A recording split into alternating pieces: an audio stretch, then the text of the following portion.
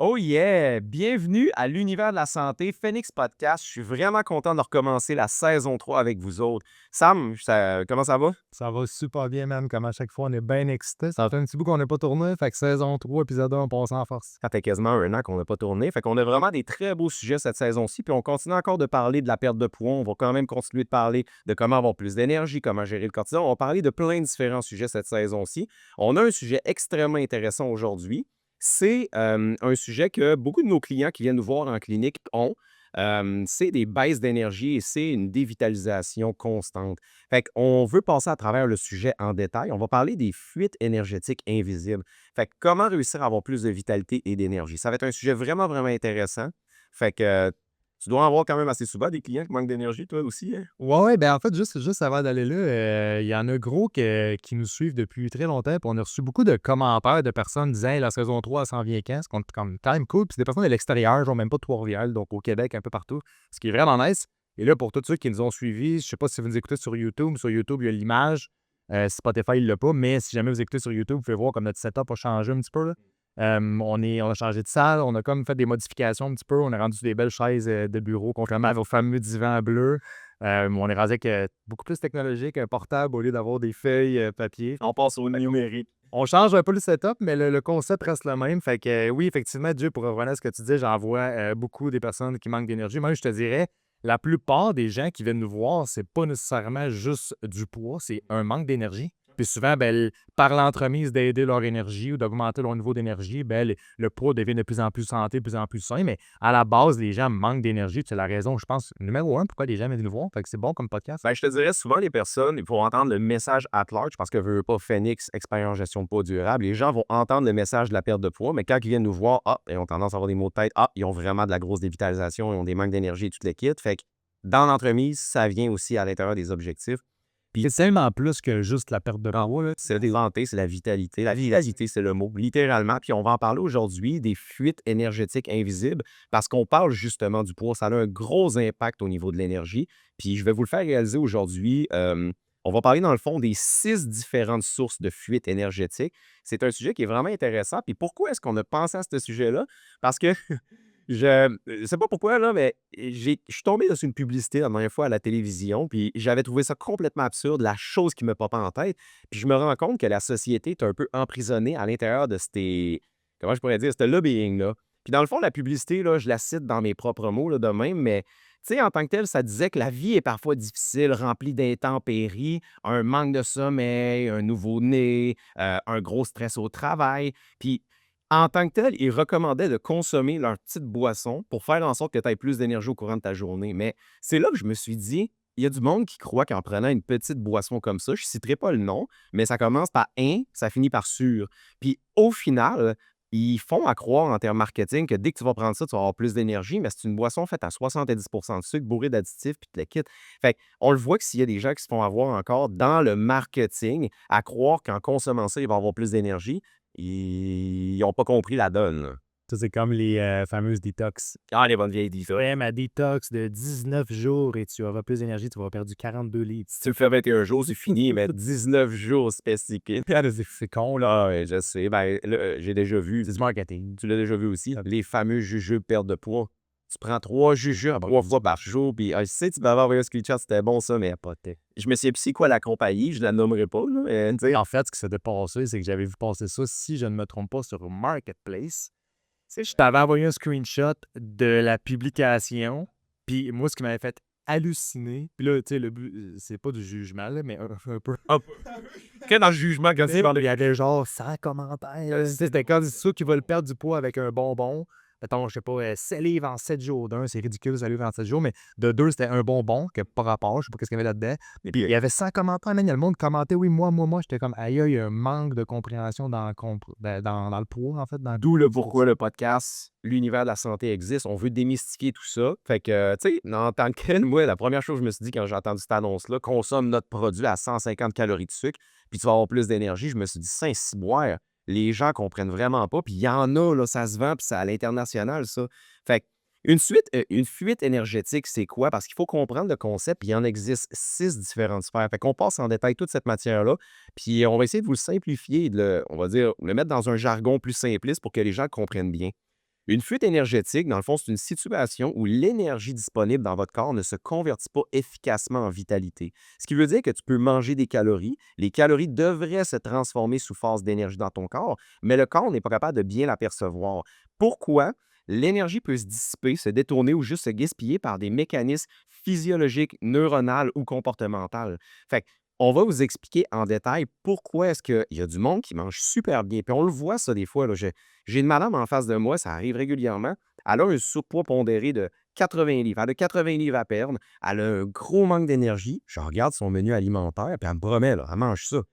Puis je regarde son menu, puis je me dis, OK, clairement, l'alimentation est quand même bien réglée, là. Ça devrait pas être à cause de ça. Fait que c'est là qu'on voit qu'il y a des désordres métaboliques et il y a des choses dans le corps qui font en sorte que l'énergie est mal utilisée, distribuée ou métabolisée. Fait que je commence le sujet, Sam. T'avais-tu un point à dire ou tu me permets? Ouais. Super.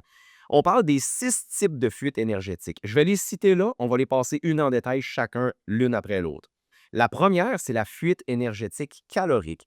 Si vous avez écouté tous nos autres épisodes de podcast, je pense que vous commencez à comprendre que le corps est régulé par le métabolisme basal et total, et c'est le principe même de l'énergie en tant que telle. Parce que ce qu'on consomme comme aliment donne de l'énergie au corps. Fait que la fuite énergétique calorique, c'est la première étape et c'est probablement la plus commune qu'on rencontre en clinique. On commence avec celle-là. Le deuxième, c'est la fuite énergétique mécanique. La troisième, la fuite énergétique cardio-métabolique. La quatrième, la fuite énergétique hydrique, l'eau. La cinquième, la fuite énergétique biochimique. Et la sixième, la fuite énergétique neurocognitive. Fait qu'on commence à travers ça. La première, la plus importante et la plus commune, la fuite énergétique calorique. Je vais vous donner un exemple concret parce que littéralement, la semaine dernière, j'ai fait une ouverture de dossier avec une nouvelle cliente. Elle avait écouté nos podcasts, elle a été référée par une amie, puis elle s'est dit, OK, je n'ai absolument besoin de ce processus-là. Elle vient me voir parce que, la madame est âgée de 63 ans. Puis je ne citerai pas son nom par confidentialité, mais ça a tombé sur elle. Mais écoute, j'aurais pu sortir 25 autres dossiers avec la même situation. Puis dans le fond, cette cliente-là, elle vient me voir parce qu'elle veut retrouver son énergie et sa vitalité de jeunesse. Puis elle me disait, écoute, je suis toujours fatigué. Là, les douleurs chroniques ont commencé à apparaître. Puis j'ai fait passer le Scan in Body. On a parlé pendant quasiment 3 heures avec la madame. Puis je vais vous lire sa situation, OK? Parce que c'est quand même quelque chose. On va en passer à travers ça tantôt. Mais je voulais vous expliquer en tant que tel, au niveau de la dévitalisation, une des choses au niveau des fuites énergétiques qu'on voit souvent, c'est une personne, exemple, qui ne mange pas suffisamment, qui a déjà passé à travers des tonnes et des tonnes de diètes, de perte de poids, elle a essayé tout, le keto, le jeûne, elle a trop chamboulé son corps. Puis au final, quand on la retrouve en clinique, elle a des besoins métaboliques de base de, on va dire, 1400 calories, puis elle en mange régulièrement 1000 calories. Elle mange très peu, cette madame-là, puis elle vient à dévitaliser son organisme parce qu'il y a très peu d'énergie qui rentre. Ça, c'est une grosse première étape, c'est d'être capable de manger selon les besoins du corps naturellement. Fait que la première étape, je pense, c'est vraiment de combler les besoins du métabolisme basal et si vous êtes très actif, de vous approcher le plus possible du total. Fait que si vous ne comprenez pas parce que c'est la première fois que vous écoutez le podcast, allez réécouter notre podcast au niveau du métabolisme basal et total, puis ça va vous en revenir la matière, vous allez bien comprendre ça. Puis, je veux expliquer un petit peu une expérience personnelle que moi, j'ai vécue au niveau d'une fuite énergétique calorique. Je vous explique, dans le fond, ce que j'ai vécu dans les 2 dernières années. Moi, je suis nouvellement papa depuis 2 ans et 3 mois. J'ai un petit pet à la maison. Puis, dans la première saison du podcast, quand on avait tourné, tous ceux qui l'ont écouté sur YouTube vont le voir, mais je pesais dans ce temps-là, il y a 2 ans et demi, quasiment 3 ans, je pesais dans ce temps-là 216 livres. Puis là, actuellement, j'en pèse 188 livres. Puis, le processus s'est fait en l'espace de peut-être un an et demi, mon processus de perte de poids de 36 livres. Puis dans le fond, je vous raconte qu'est-ce que j'ai fait à travers ça parce que j'ai fait des essais-erreurs, j'ai fait des tests, j'ai essayé de baisser mes calories, j'ai essayé de bouger plus, puis je vais vous partager mon ressenti face à ça.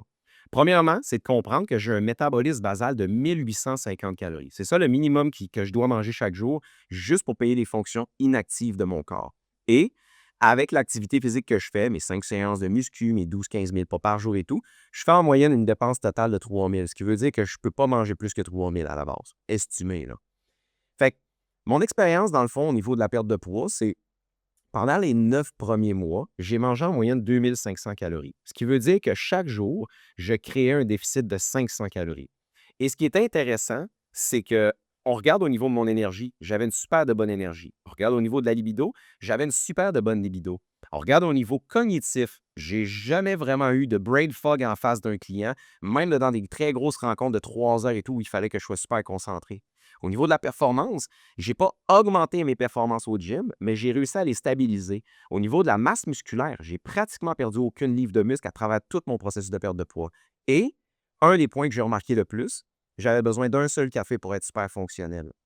Et un moment donné, je m'étais dit, j'aimerais ça accélérer le processus, me faire un blitz. Parce que je me souviens, j'étais allé dans un chalet avec ma famille, puis on avait mangé trop pendant une semaine. J'avais eu un excédent, puis j'avais pris un petit peu plus d'alcool, puis ma mère avait acheté des bagels. Fait que j'avais mangé trop de bagels.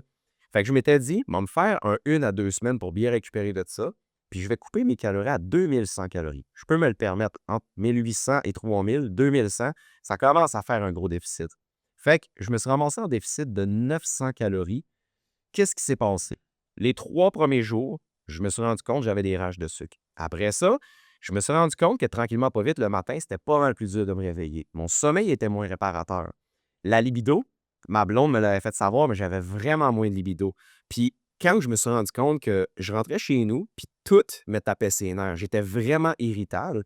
J'étais tout le temps en force de craving, puis je pensais beaucoup plus à la nourriture. C'est là que je me suis automatiquement dit, tabarouette, je peux pas rester là-dessus longtemps. Je peux pas, même si que ça va plus vite au niveau du déficit puis que je perds du poids plus rapidement, je peux pas me permettre de rester là-dessus. Ça va affecter ma relation avec ma blonde, ça va affecter mes performances, ça va affecter tout. Puis je me souviens, je prenais une boisson énergisante de plus par jour, j'en avais besoin. Tu parles vraiment comme un boisson énergisante. Quand j'étais à 2100 calories, un gourou tout le temps. Ah, OK, OK. Ouais, Plus j'adorais. tes cafés? Plus de café. Ouais, j'avais eu à augmenter quasiment à 300 mg de caféine, puis je m'en rendais compte, c'était juste que le matin, tout était plus difficile overall. Mmh. Fait que Ouais, je vais revenir sur un point que tu disais. Tu sais, on a parlé, je pense, dans d'autres podcasts, mais on dirait que je suis de plus en plus j'aime expliquer ce concept-là parce qu'il est super, super important. Puis tu sais, tantôt, tu disais, mettons, tu brûles 3000 calories, tu en manges 2500, je suis en déficit de 500 calories, ce qui est la réalité, là. Mais l'affaire, c'est que c'est extrêmement difficile. Tu sais, c'est comme, mettons, tu es capable de calculer combien tu manges parce qu'il y a des valeurs nutritives. Même là, il y a une marge d'erreur sur des valeurs aussi. Je ça, OK, je mange à peu près 2500 calories-ish. Mais le 3000 calories que tu vas dépenser, ça, c'est du. Tu sais, on le calcule parce que tu es capable de le voir en faisant une in-body, en déterminant à peu près selon les calculateurs métaboliques qu'on utilise pour savoir environ combien de calories tu dépenses dans une journée. Mais de un, c'est extrêmement difficile à évaluer et même si on a une montre, on a déjà dit, c'est pas la grosse affaire. Mais deuxièmement, c'est que c'est extrêmement variable parce que ça dépend de ce que tu fais dans ta journée. Tu sais, il y a peut-être une journée où tu joues avec ton fils, puis tu t'en vas au gym, puis tu vas monter une montagne parce qu'on est samedi. Puis une autre journée, tu travailles, puis tu tournes un podcast 4 heures assis dans un bureau. Mais ton 3000, ce sera pas toujours 3000. Fait que là, ça fait en sorte que des fois, c'est peut-être 200, des fois, tu es peut-être à 800 de déficit. Ça crée une moyenne de 500. Mais il faut comprendre que c'est jamais, tu sais, là, on joue sur des chiffres parce que c'est la théorie derrière ça. Mais c'est dur d'être 100% à la lettre. Puis, tu sais, l'affaire du déficit de 2100, tu disais commencer moins de libido, peut-être besoin d'une gourou de plus, etc. Ben, et 900, tu sais, c'est drastique comme déficit. Là. Moi, comment je l'explique, c'est que, mettons, entre 300 et 600, là, moi, je suis pas mal là-dedans. Tu sais, 200-300, c'est pas grand-chose. Souvent, c'est que tu te tannes avant, tu te démotives avant d'arriver à des résultats. 500, moi, je trouve que c'est le sweet spot parfait, qui est dur à savoir de toute façon à la lettre, comme je disais. Puis après ça, quand tu continues, quand tu arrives à 7, 8, 900, 1000 calories de déficit, ben maintenir ça tout le temps, ça tombe dans ce que tu as dit. Moins de libido, puis ça commence à être difficile. C'est un déficit qui est agressif. c'est ça qu'on appelle une fuite énergétique calorique. C'est le fait que, tu sais, on compare ça, mettons, à une dame qui vient nous voir. Exemple, on prend un profil type d'une de nos clientes, 40 ans, une femme, mère, mettons, on va dire de 2 enfants, travaille 40 heures par semaine, elle s'entraîne 3 fois par semaine, elle fait un petit yoga une fois de temps en temps, puis elle marche peut-être un petit 4000 pas.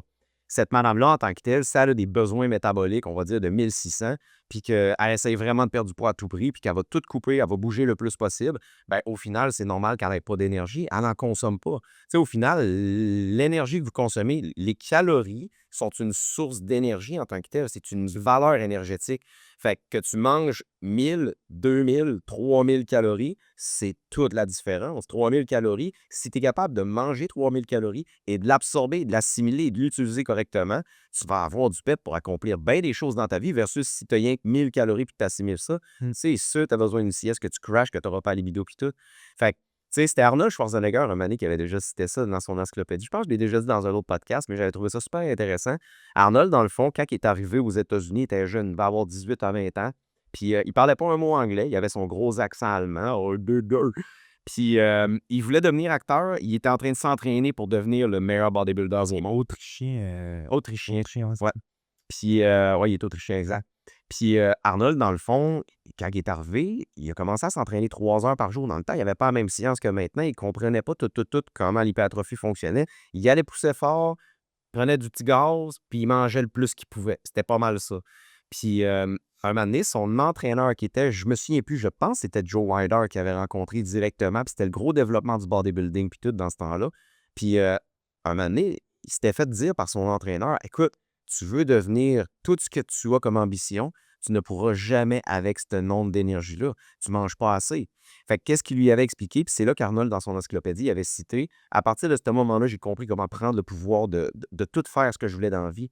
Puis à ce moment-là, il y avait une copine. Puis sa copine, il se rendait compte qu'elle mangeait très peu d'énergie, puis elle n'avait jamais d'énergie pour accomplir quoi que ce soit. Pendant que lui, il faisait 3 heures de cours d'apprentissage d'anglais, des cours de théâtre. Il était en train de s'entraîner 3 heures par jour. Il avait de l'énergie. Il dormait peut-être 5-6 heures par nuit maximum. Puis tout le reste de la journée, il était 18 heures actif à s'entraîner, à courir, à apprendre.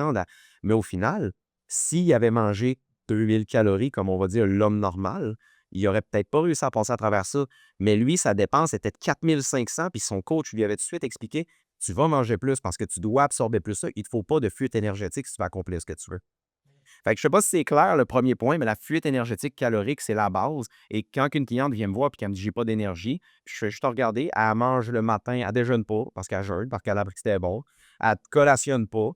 Déjà là, il y a un point qui est simple. Tu viens de faire 50% de ta journée avec zéro gaz. Mmh. Demande-toi pas pourquoi tu n'as pas d'énergie. La vie va se faire ça. Ça vient de même, tu sais.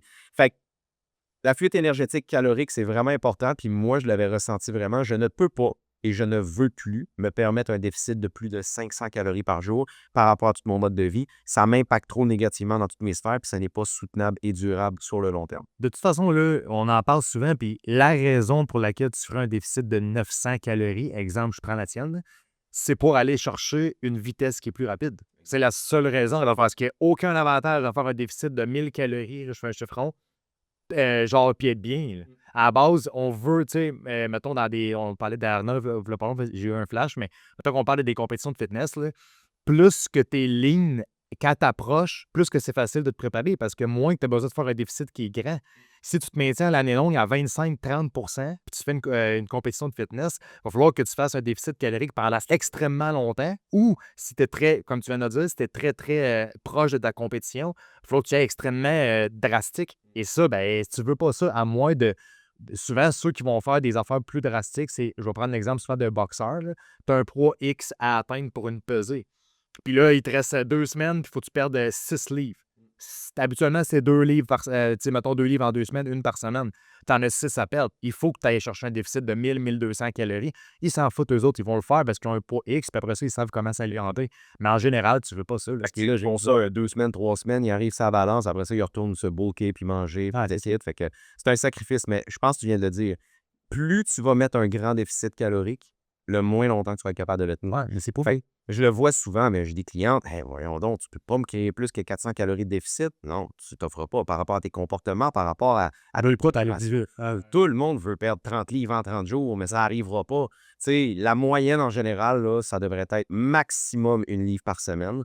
Si vraiment tu es un athlète de haut niveau discipliné avec une programmation mentale incroyable, peut-être 1,5 à 2 livres par semaine, mais encore là, tu vas être sur le tapis matin, Ils midi, sont soir. là-dessus, c'était un athlète. Ah, à moins que tu aies une pesée genre un boxeur, mais j'allais dire un athlète de haut niveau, tu n'auras pas nécessairement de poids à perdre. Ça. Tu sais, l'affaire, c'est que si quelqu'un vient te voir et que 100 livres à perdre de graisse, ça va être beaucoup plus qu'une livre de graisse par semaine, ce qui va être ultra sain by the way, OK? Parce qu'ils ont vraiment plus de poids à perdre. Mais en général, mettons, tu as 30 livres à perdre, mettons, ish, là, une livre de graisse par semaine, c'est magnifique. Là. Ça devrait être raisonnable. Fait que ça fait le point, je pense, sur la fuite énergétique numéro 1. Fait que, vas-y. Ben, je vais donner mon exemple de ce que je voulais dire. Tu sais, je t'avais parlé de l'été passé, là. C'est un exemple, mais Ah, toi, c'était tu sais, fou. ouais, je suis extrêmement actif là, en général. Tu sais, tout ça, là, je m'entraîne 7 fois par semaine. J'adore aller m'entraîner, mais je fais, mettons, 4 à 5 de musculation. Souvent, c'est plus 4 que 5. Puis le reste, c'est 2, 3 autres fois. C'est un petit cardio léger, genre zone 1 à 2. Là. Je fais une marche inclinée, un petit peu de Dépense bande. d'énergie. Ouais, mais honnêtement, ça me fait du bien. Genre, je ne vais pas là pour me brûler. Au contraire, je vais là pour récupérer un peu. OK? Fait que c'est pas mal ça. Mais l'été passé, j'allais m'entraîner 5 fois par semaine, même concept. Mais là, mes journées cardio léger, c'était plus du genre de hit. Fait que je voulais, tu sais, j'étais dedans, là. Fait que là, je faisais du sled, puis c'était correct. Mais là, il y avait ça. Le week-end, je faisais du motocross qui est extrêmement demandant. Fait que là, j'accumulais toutes ces affaires-là. Puis en plus, je voulais aller chercher un pourcentage de gras X. Fait que là, je voulais réduire mes calories. Puis là, je mangeais moins. Mais je dépensais genre 4000 calories par jour.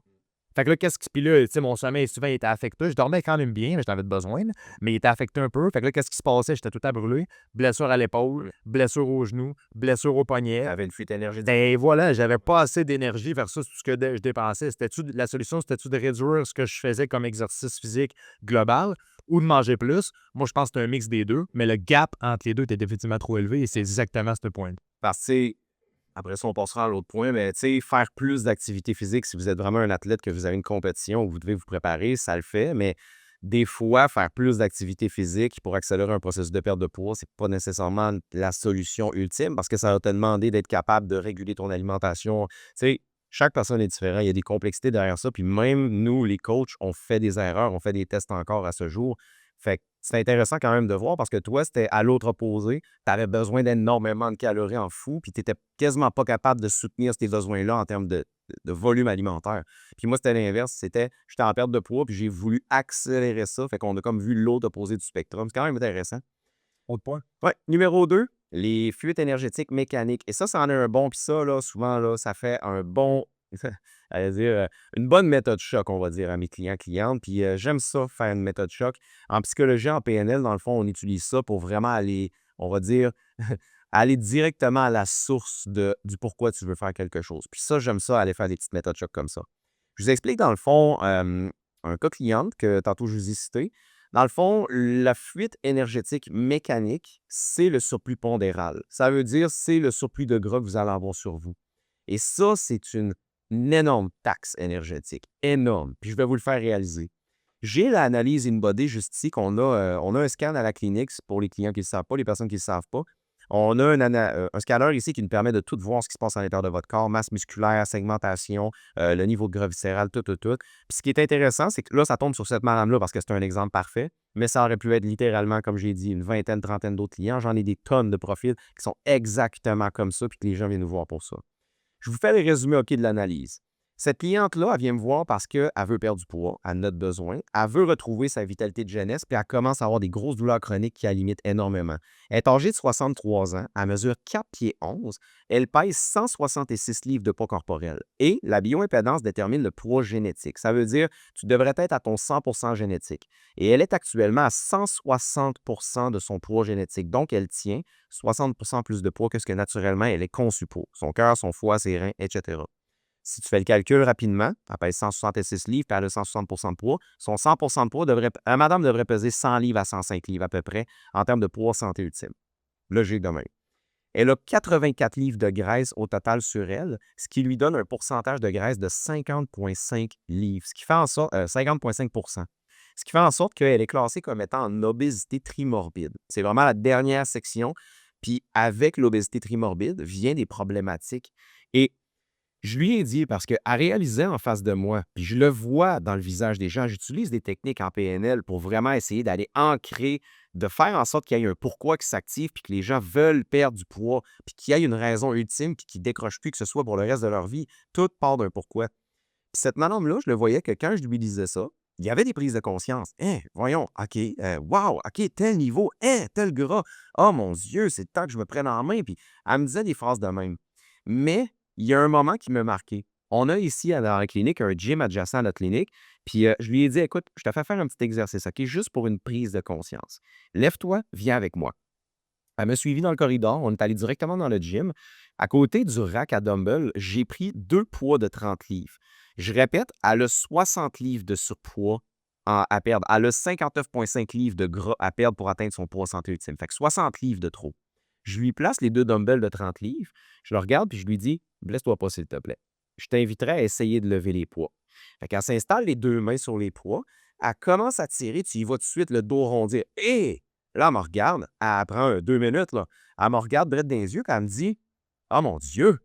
Fait que là, J'ai dit, blesse-toi pas, là. Tu le voyais qu'elle était pas à l'aise de prendre des dumbbells. Là, elle arrive, elle dit, non, non, non, non, non, je veux les prendre. Elle les prend dans ses mains, elle les place à côté d'elle, elle me regarde droit dans les yeux, puis elle se met à pleurer. Puis elle me dit, oh mon Dieu, Jérôme, je viens de comprendre. Fait que là, à ce moment-là, quand on était vraiment, puis je le voyais, elle était dans l'émotion, puis on était ancré directement dans le pourquoi elle doit perdre du poids. Cette madame-là a perdu sa qualité de vie, elle n'a plus de vitalité. Et la fuite énergétique mécanique, c'est sa grande principale. Pourquoi? Parce que le dumbbell de 60 livres, c'est comme si son surpoids de 60 livres, elle l'avait sur le dos non-stop. Fait qu'à chaque fois qu'elle monte les marches, à chaque fois qu'elle fait un pas, elle a un dumbbell de 60 livres dans les mains. Imagine, je l'ai déjà fait cet exercice-là, mais je lui ai dit, imagine si on avait à se parler pendant 2 heures et demie de temps puis que tu avais à être super focus, que tu avais à te concentrer sur toute la matière que je vais t'enseigner aujourd'hui, mais que tu avais 2 dumbbells de 30 livres dans les mains. La première affaire qu'elle ferait, ça se mettrait à shaker. Son attention serait tout le temps en train d'essayer de ne pas échapper les dumbbells.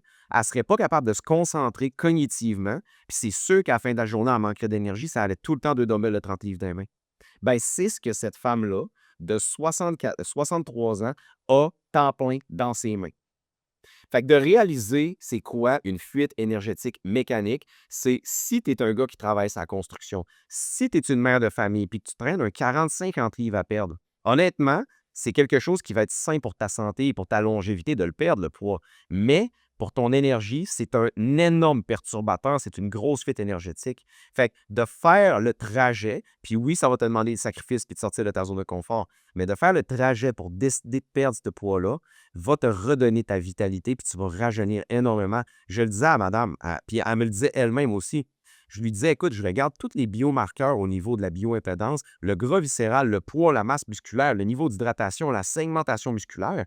Puis je lui ai dit, écoute, de ce que je peux voir là, dans mon interprétation à moi, dans ma perception des choses, tu es dans un corps d'une femme de 85 ans. Puis elle était comme, c'est comme ça que je me sens. J'ai dit, ben, la bioimpédance me le démontre. Et en ce moment, le corps, il y a une surcharge pondérale extrême. 50 de gras, 50 de ton poids est en gras. C'est pas du muscle, ça, là. Puis en plus de ça, l'autre point au niveau de la fuite énergétique mécanique, cette madame-là a 103 de masse musculaire génétique. Ce qui veut dire que généralement, on va en parler tantôt, mais on conseille souvent pour les femmes dans la cinquantaine, soixantaine, d'être aux alentours d'un 100 à 110. Elle est juste sa limite d'être en défaillance musculaire, mais avec un surplus de 50 60 de poids, c'est sûr qu'elle n'arrive pas. Elle est trop faible musculairement pour traîner tout le surplus de poids. Fait que j'avais sorti une petite donnée que je trouvais super intéressante, que je lui ai calculée, puis elle a réalisé. Chaque pas que cette madame-là fait à 166 livres lui fait brûler 0,047 calories. Ça veut dire 0,04 calories. Ça paraît pas, mais un pas, 0,4 calories. Deux pas, 0,04 calories. Trois pas, 0,04 calories. Si cette madame-là décide de perdre le 66 livres, la raison du pourquoi elle est venue me voir, puis qu'elle arrive à son poids santé, 100 livres, chaque pas, au lieu de brûler, de demander dans le fond à l'organisme 0,04 calories, ça passerait à 0,02 calories. Ce qui veut dire, c'est 68, on va arrondir, 70 moins d'énergie par pas dépensé. Fait que cette madame-là, techniquement, là, de ce que je peux comprendre, en ce moment, si elle fait 4000 pas, si elle perd son 66 livres, son 4000 pas est autant demandant énergétiquement que 8000 pas. C'est quand même une grosse donnée, c'est quand même intéressant ça, parce que imaginez à quel point elle est limitée. Son 8000 pas équivaut à un 16 000 pas. Fait qu'elle est très limitée. Jamais elle va être capable de faire 16 000 pas. Mais si elle perd son poids, 16 000 pas est l'équivalent d'un 8000 pas actuel. C'est fou, là. Ça, c'est une grosse fuite énergétique mécanique. Puis même affaire au niveau de la masse musculaire et squelettique, un point que je voulais parler, puis ça, j'ai sorti les statistiques chez les hommes. Vas-y, Sam. Ouais, avant que tu embarques là, tu parlais du stade. Non, ouais. Tu parlais du stade de plateau. Non, excuse, je t'enlève. Tu parlais de l'époque, plus qu'elle tête pas versus, mettons, quand elle va perdre du poids. Puis je m'étais marqué une note. Tu sais, quand on parle d'arriver à un stade de plateau, là, Ouais. ben, là, je reverse un peu de l'autre bord. Là. Mais tu sais, elle veut pas, si elle perd, exemple, je fais un chiffron sur 60 livres, mais par l'entremise, oui, elle va brûler moins d'énergie à chaque pas qu'elle va faire. Donc, elle va peut-être avoir plus d'énergie donc, de son côté, mettons, physiologiquement. Ouais. Mais elle va, donc, par l'entremise, elle brûle moins d'énergie, comme on dit. Donc, qu'est-ce qui se passe? C'est que son apport calorique va être différent. Ça, ou sa dépense énergétique, pas son apport qu'elle va manger, va être différent. Fait qu'elle, c'est sûr que l'apport calorique qu'elle va manger doit être modifié en fonction du poids qu'elle va perdre. Puis c'est pour ça, souvent, on a un podcast qu'on avait parlé de ça, mais quand on disait des stades de plateau, tu arrives à un stade de plateau parce que tu perds du poids, pourtant, hey, je mange la même affaire qu'avant. Ben, tu l'as là, la réponse. Ou une partie de la réponse, c'est multifactorielle. Mais exemple, tu brûles à chaque fois le double, on va dire la moitié moins d'énergie. Donc, d'un point de vue, ton énergie toute la journée, magnifique, tu as plus de gaz. Ben, d'un point de vue, qu'est-ce que tu vas dépenser comme énergie, tu en brûles moins. Fait qu'il faut que tu ajustes l'apport calorique. Et c'est souvent là que, hey, pourtant, je mange la même affaire qu'au début, je perds plus de poids. Ben, tu atteins un stade de plateau qui est naturel puis qui est normal, là, c'est vrai. C'est le corps qui s'adapte. Puis au final, dans le fond, si je fais un récapitulatif de ce que tu viens de dire, plus tu perds du poids et regagnes la capacité de ton corps, plus tu dois bouger et réussir à dépenser la même quantité. Fait que son 4000 pas équivaut à 8000 pas. Fait que techniquement, à 100 livres, sa moyenne constante devrait être de 8000 pas si à 160, c'est 4000. Ouais, genre. Puis, tu sais, je donnais un exemple parce que la dernière fois, je suis arrivé en face de mon client. Je nommerai pas son nom, mais on va l'appeler Johnny, non fictif. Puis, Johnny, dans le fond, il pèse 390 aux alentours, 6 pieds 4. Puis, chaque pas qu'il fait, je lui ai dit, si tu fais 4000 pas, c'est exactement le même équivalent que moi à 180 livres qui en fait 12 000. Va marcher. J'ai dit, même si on essaie de créer un déficit calorique, c'est incroyable la dépense calorique qu'il peut avoir, mais c'est d'aller marcher. Et il me fait comprendre une chose, son 4000 pas est autant, sinon plus difficile que mon 12 000 pas. C'est évident. Parce qu'il est pesant. Fait que c'est ça en tant que tel la surcharge pondérale. C'est ça la deuxième grande fuite énergétique, c'est la mécanique. Fait que décollez votre poids, faites le processus pour le faire. Venez nous voir, faites la méthode Phoenix, faites un processus, quelque chose de même, mais décollez le poids, vous allez vraiment bénéficier. Puis imaginez si vous passez 30 ans de votre vie en grosse fuite énergétique comme ça versus si vous les éliminez le plus jeune possible. C'est un coup de circuit. Moi, cette madame-là, je lui ai dit, j'aurais aimé te rencontrer un 10-15 ans avant. Je ne travaillais pas dans ce temps-là, mais j'aurais vraiment aimé ça parce qu'on aurait pu peut-être vraiment améliorer ta condition et tout. Fait que super intéressant. Puis dans le fond, au niveau de la déficience musculaire et squelettique, je m'étais pris des petites notes ici, mais la masse musculaire squelettique est une réserve fonctionnelle. Souvent, les personnes veulent développer de la masse musculaire pour le côté esthétique. Oui, c'est le fun d'avoir des abdos. Oui, c'est le fun d'avoir une veine sur le bicep. Puis oui, c'est le fun de te sentir bien dans ton corps. C'est très important. La société fait en sorte que c'est même plus le bien-être dans ton corps parce qu'il y a du monde qui sont ses abdos et qui ne sont pas bien dans leur corps. C'est juste le côté esthétique de ce temps-ci. Mais c'est pour les réserves fonctionnelles. Et je vais vous le nommer ici. Le corps, généralement, avec l'âge, va perdre la masse musculaire squelettique, os, tendons, ligaments, muscles. Il va s'affaiblir. La capacité à regagner de la masse musculaire avec l'âge va diminuer aussi. Donc, le principe même, c'est de se créer une marge d'avance. Et c'est ce que j'aime spécifier à mes clients. Regardez bien ça, gang. Chez les hommes, je cite les hommes ici, j'aurais pu faire les femmes, mais je trouvais ça intéressant parce qu'on parle beaucoup, beaucoup aux femmes généralement. Fait que je me suis dit, ah, on va aller parler aux hommes un peu. Chez les hommes, de 20 à 40 ans, on appelle ça la phase de capitalisation. L'objectif idéal au niveau de la masse musculaire et squelettique, by the way, la moyenne des gens que je rencontre en clinique, c'est 105 à 110 chez, on va dire, les femmes, puis 110, 115 chez les hommes. La phase de capitalisation, l'idéal moyen en termes de masse musculaire et squelettique, 110 à 120. Pourquoi? Parce qu'à ce moment-là, un homme de 20 à 40 ans, la testostérone est super haute, donc c'est plus facile pour lui de performer et de développer des tissus musculaires. La récupération musculaire est plus rapide et efficace aussi. Un homme de 20 ans va mieux régénérer et plus rapidement qu'un homme de 60 ans. Je pense que c'est factuel pas mal. La réponse à l'activité physique est maximale, donc c'est le temps d'aller faire des folies, d'aller pousser des charges, d'aller courir, d'aller faire des marathons, c'est le temps de bouger ton corps. De 40 à 55 ans, on appelle ça la phase de maintien actif. L'objectif, c'est que le monsieur soit entre 105 et 115 de masse musculaire et squelettique. Qu'est-ce qui se passe entre 40 et 55? Il commence à y avoir l'andropause, qui est un peu la même affaire chez l'homme que chez la femme avec la ménopause. Et le déclin de la testostérone naturelle commence à se faire de façon douce. Fait qu'il va diminuer un petit peu sa testostérone d'année en année jusqu'à atteindre un pic des alentours de 55-60 ans, dépendamment de la prédisposition de la personne. Le corps va rester physiologiquement et hormonalement davantage en hypertrophie. Ça veut dire que ça devient, chez certaines personnes, plus difficile de prendre de la masse musculaire. Et souvent, les hommes vont tomber un peu plus dans le maintien parce qu'il y a un point que j'aime beaucoup citer, on vient moins téméraire. Fait que plus tu vieillis, plus tu as accumulé des blessures, on va dire des accumulations sur ton corps. Fait que moins tôt vous allez faire un gros bench press ou moins tôt vous allez faire un marathon à 65 ans versus à 20 ans. Fait qu'on ralentit et on a moins tendance à être téméraire, donc moins propice à développer des nouveaux tissus, à créer de l'adaptation du corps. À 100 À 50 ans, c'est ce qu'on appelle le seuil critique. Ça veut dire qu'à partir du moment où un homme vient me voir en clinique et que sur sa bioimpédance, il est en bas de 100% de sa masse musculaire génétique, c'est une zone critique et il se prépare pour un avenir, on va dire, douloureux avec des tensions musculaires. De 55 à 70 ans, on appelle ça la phase de protection. Puis chez les femmes, c'est pas mal les mêmes ratios aussi, by the way, peut-être un 5% de moins là, partout. Au niveau des objectifs, on cible un 100 à 110. Un homme qui vient me voir dans les 55 à 60 ans, qui est à 110, je le félicite tout le temps. Chaque pourcentage que l'homme va perdre va avoir un impact direct sur sa qualité de vie, les chances de cassure osseuse, sur le risque de chute, la perte d'équilibre, la stabilité articulaire et tout, et sur le manque de vitalité pour accomplir ses tâches quotidiennes. Fait que si un homme, exemple, il est à 110, décide du jour au lendemain, exemple, 60 ans, bonhomme, 150 livres, c'est toujours bien entretenu, il travaillait sa construction, là, il est à la retraite, il décide d'aller construire son petit cabanon, il se blesse un peu à une jambe, il fait un peu moins d'activité physique, puis là, pendant son 4 mois de rémission, l'homme, il a mal mangé, il n'a pas bougé pantoute, il a perdu un 5 de masse musculaire. Bien, cet homme-là, la masse musculaire, c'est majeur ce qu'il vient de perdre parce que il va avoir plus de difficultés à le récupérer et chaque pourcentage va avoir un impact direct sur sa qualité de vie, sur les chances de blessure et tout le kit. Et à partir de 70 ans et plus, on appelle ça la phase d'autonomie. Généralement, on cible au-dessus de 95.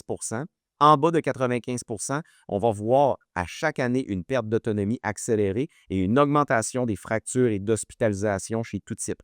Fait que c'est super intéressant ça parce qu'à partir de 70 ans, il faut continuer de bouger, de s'entraîner. Il faut le faire intelligemment, mais c'est extrêmement important pour éviter cette perte d'autonomie-là. Fait que je donne un exemple. J'ai un de mes clients dans la soixantaine, il est venu me voir, il était à sa construction, commence à prendre un peu la bedaine maintenant qu'il est retraité et qu'il a vendu ses entreprises et tout. Puis le bonhomme, dans le fond, il vient me voir pour perdre du poids. Je regarde sa masse musculaire. Je lui ai dit, ton objectif, ça va être de créer un déficit calorique, mais c'est pas un processus qu'on va faire rapide. On va le faire très tranquillement parce que je veux garder ta masse musculaire le plus haut possible et je veux essayer de la stimuler. Fait qu'on va aller au gym, on va s'entraîner, c'est non négociable pour toi, il faut que tu ailles au gym.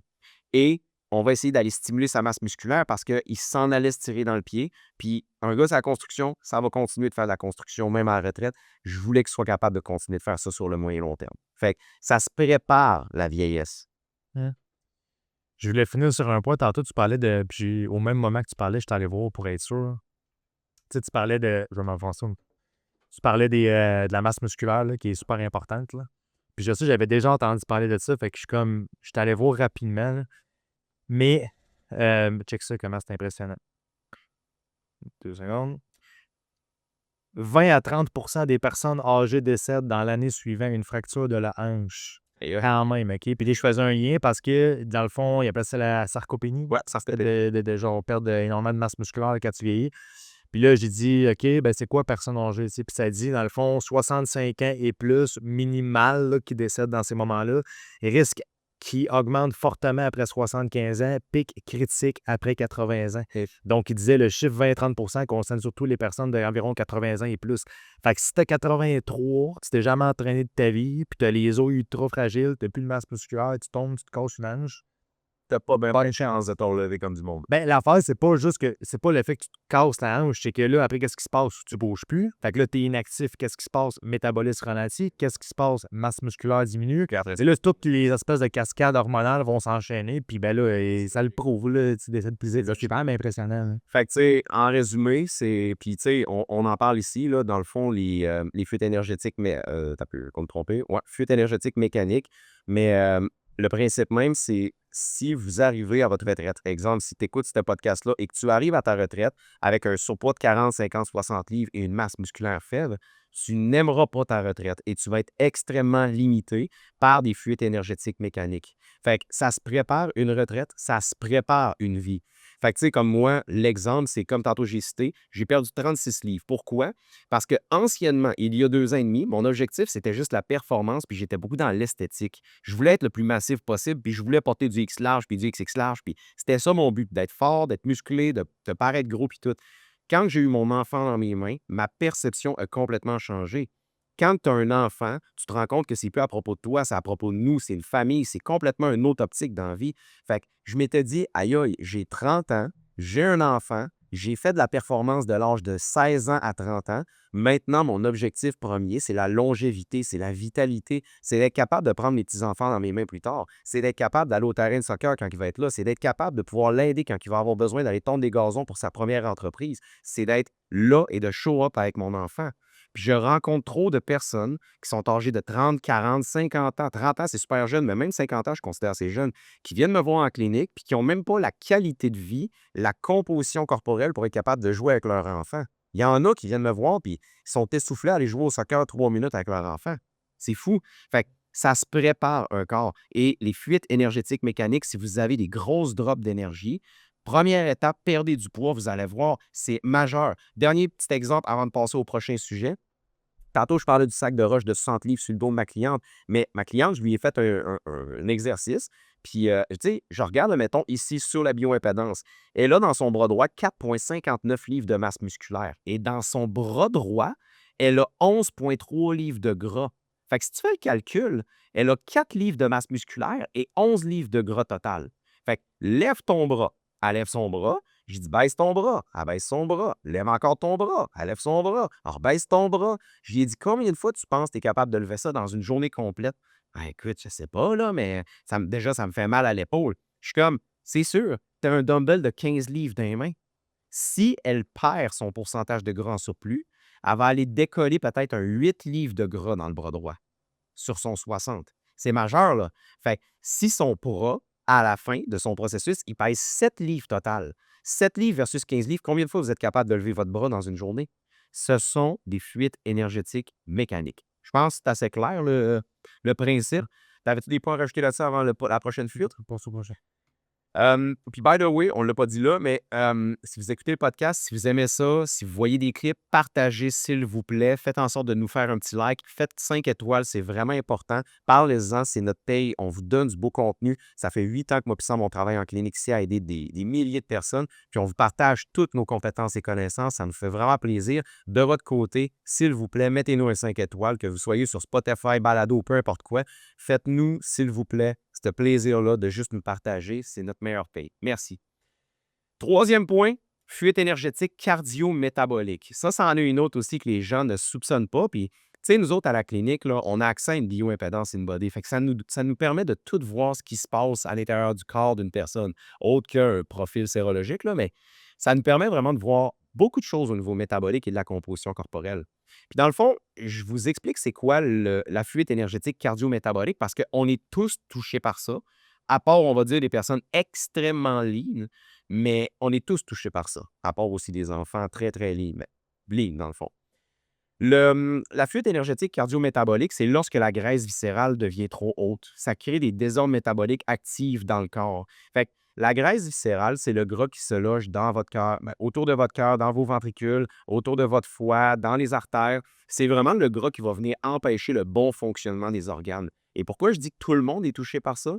Parce que tout le monde a du gras viscéral. Même Sam a du gras viscéral en étant à 10 de gras. Tu es à combien de niveau de gras viscéral, Sam, actuellement? 4, j'étais à 2. 2? C'est très faible. Écoute, c'est rare. C'est très rare. Moi, anciennement, quand j'étais à 216, j'étais aux alentours d'un 13-14. J'avais topé de 13, je pense, le plus haut. La Puis, première fois qu'on avait fait l'Inde je me souviens, ça a été un coup de poing d'en face. Ouais. C'est qui le plus gros ici? C'est mon doigt. Il a dit, ah oui, embarque. Ah. Puis là, je suis rendu à 7, puis je veux le baisser en bas de 4. C'est l'objectif.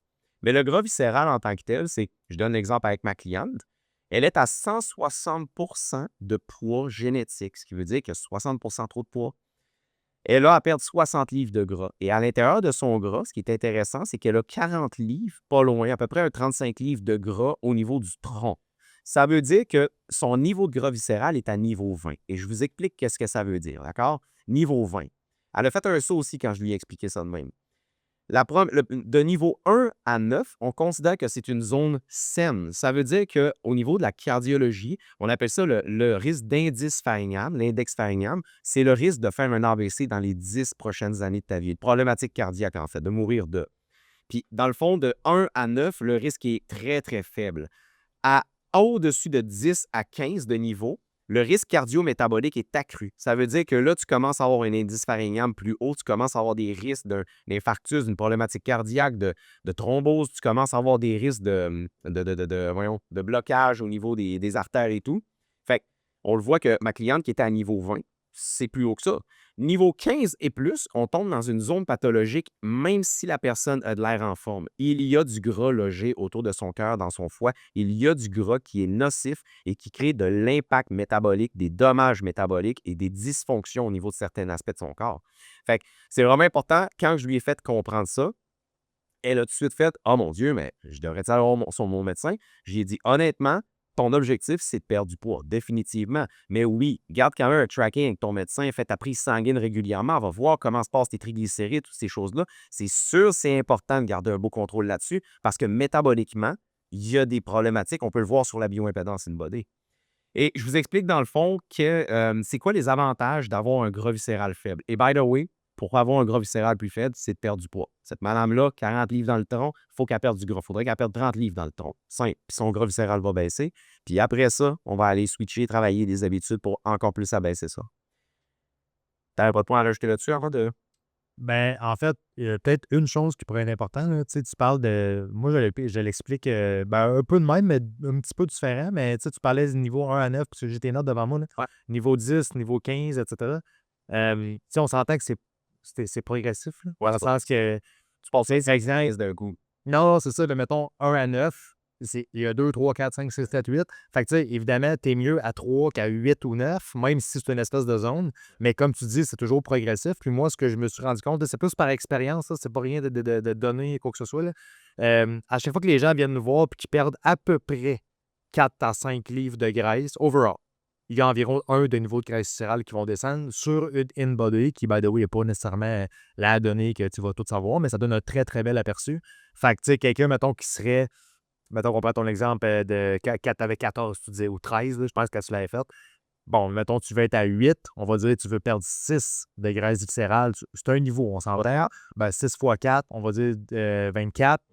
Oui, c'est ça. Fait qu'environ 24 livres de graisse, 25 livres, tu devrais être à peu près dans ton mou. C'est un peu de même que je le range. Je sais pas si tu calcules aussi ça, là, mais. Ben, techniquement, oui. Oui, ben, en fait, moi, c'était plus habituellement parce que ça dépend encore une fois de chaque personne. Ouais, c'est relatif. Personne. C'est un jeu. Mais c'est un bon point, ce que tu as dit au niveau. Si tu es à niveau 1, ton facteur de risque, ton indice pharyngien est probablement à 0 face au gras viscéral. Si tu es à 9, tu as probablement du gras dans les artères ou du gras autour du cœur ou quoi que ce soit. Est-ce qu'il est nocif, problématique, très, très, très problématique? Peut-être pas autant.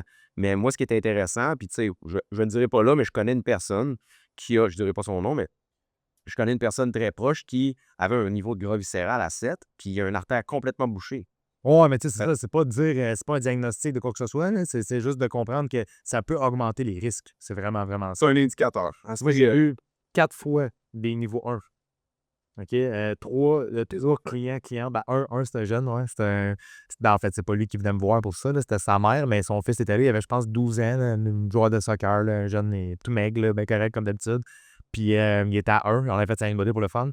Sinon, j'ai 2 clientes extrêmement actives, genre vraiment des athlètes qui sont à 1. Puis moi, je suis déjà été à 1. Genre l'été passé, j'étais à 1. Mais sinon, je vois jamais ça. C'est très rare. Moi, Ouais. honnêtement, dans toute ma pratique, sur des milliers de clients, c'était des jeunes. J'ai jamais vu un adulte à 1.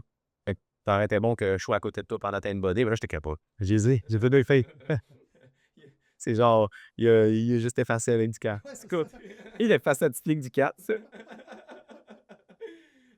Niveau 5, et dans le fond, de niveau 0 à 5, c'est la zone excellente au niveau du gras viscéral. L'état physiologique. Les gens, généralement, vont démontrer une meilleure sensibilité à l'insuline. Fait que c'est même une sensibilité à l'insuline optimale. Fait que quand tu manges du sucre, ton corps l'absorbe ultra bien. Une faible inflammation systémique. Le gras viscéral est un grand, on va dire, précurseur au niveau de l'inflammation systémique. L'axe hormonal généralement intact au niveau du cortisol, thyroïde et insuline. Fait qu'on voit que tout ce qui est perte de poids, gestion du poids est optimal.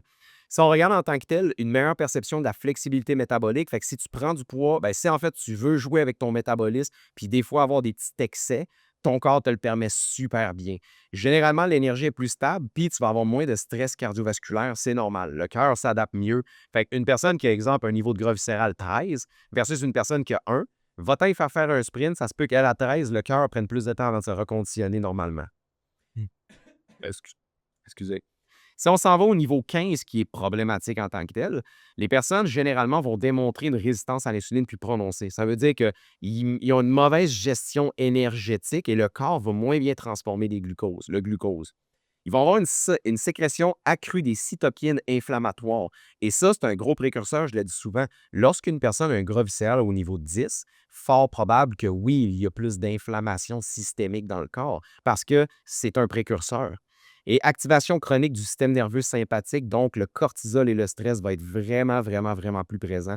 Donc souvent, même si une personne mange bien, fait du sport, mais qu'elle a un niveau 15 de gras viscéral, qu'est-ce qu'on voit comme type de conséquence? C'est une fatigue plus prononcée, de la difficulté à perdre du gras même en mangeant moins. Le métabolisme est moins, on va dire, le corps comprend moins au niveau de l'axe thyroïde, cortisol, la perte de gras. Le pic glycémique qui est exagéré, il mange la même affaire qu'une personne à 1, puis ça skyrocket to the moon. Pression artérielle plus élevée à l'effort généralement et un stress cardiaque qui est inutilement élevé. Quand même un bon, c'est quand même des bons points, honnêtement. Fait que baisser votre gras viscéral, ça va vraiment diminuer votre fuite énergétique. T'avais-tu des points à faire là-dessus avant le prochain? Non, vas-y, vas-y. Cool. Fuite énergétique numéro 4, la fuite énergétique hydrique. Là, ça, c'est lorsque l'énergie n'arrive pas à la cellule. Ça veut dire que le principe même de l'eau, c'est que c'est un transporteur de nutriments et d'oxygène. Fait que l'eau va rentrer à l'intérieur de votre cellule avec des nutriments et vitaliser la cellule, ce qu'on appelle de l'eau intracellulaire. Et dans le cas de ma cliente, regardez bien ça, elle est actuellement à 36,4 d'eau corporelle totale sur la bioimpédance, soit sur la bioimpédance, ça détermine qu'elle a une déshydratation clinique sévère. La madame consomme en moyenne 1 litre d'eau par jour, 3 à 4 cafés par jour, très peu d'alcool, pas de médication ou très peu de médication. Fait qu'au final, son 1 litre d'eau par jour, est-ce que c'est vraiment ça qui fait en sorte qu'elle a une déshydratation sévère selon toi? Non, C'est quoi? le reste. Parce qu'elle l'assimile pas, là, elle est bien trop en surpoids. Fait, tu sais, moi, honnêtement, Jay, là, je regarde ça, puis je me dis, parce que j'ai toutes tes notes en même temps, je te suis pendant que tu le fais. Hey, puis by the way, OK, je vais le dire live parce que je pense que c'est important à faire, là. On a comme rasé aux 3 quarts du podcast, mais on a un peu décidé de varier, on va dire, notre style de podcast. Ouais. OK. Fait que là, comme vous pouvez voir, Jay parle beaucoup, beaucoup. Tu sais, c'est comme un point que on avait sorti chacun des sujets. Fait que Jay parle beaucoup, beaucoup de ses sujets. Puis moi, je rajoute au travers de ça, puis je le suis d'un autre. Je trouve ça super intéressant. Et puis un des points que je vois qui sort beaucoup, puis ça va faire un lien sur ta question que tu m'as posée, c'est que à quel point les gens sont inconscients qu'on est fait en grande partie d'eau. OK? Genre, quand tu regardes l'hydratation dans un corps, puis tu dis que tu devrais être à peu près entre 50 et 70 d'eau, puis là, tu arrives chez une personne qui en a 36 t'as beau lui donner 2-3 litres d'eau, je veux dire, ça va probablement monter une petite affaire, mais pas tant que ça. Là, le reste, c'est pour ça que ça répond à ta question. C'est le reste. Il faut qu'elle perde du gras un petit peu, il faut qu'elle se trouve des façons de mieux s'hydrater, pas juste avec l'eau, avec des électrolytes, avec d'autres affaires. Là. Plus de nutriments, meilleure oxygénation, moins de pression artérielle. Il y a beaucoup de facteurs. Tout ça. Meilleur transport overall. Checkez bien ça, gang, OK? Elle consomme 1 litre d'eau et elle est à 36,4 d'eau. Ouais, mais qu'est-ce que ça veut dire, ça, 36,4? Elle est classée comme cliniquement sévèrement déshydratée. C'est intéressant, ça. Chez l'homme, en fait, je vais aller tout de suite chez la femme parce qu'on parle d'une femme ici.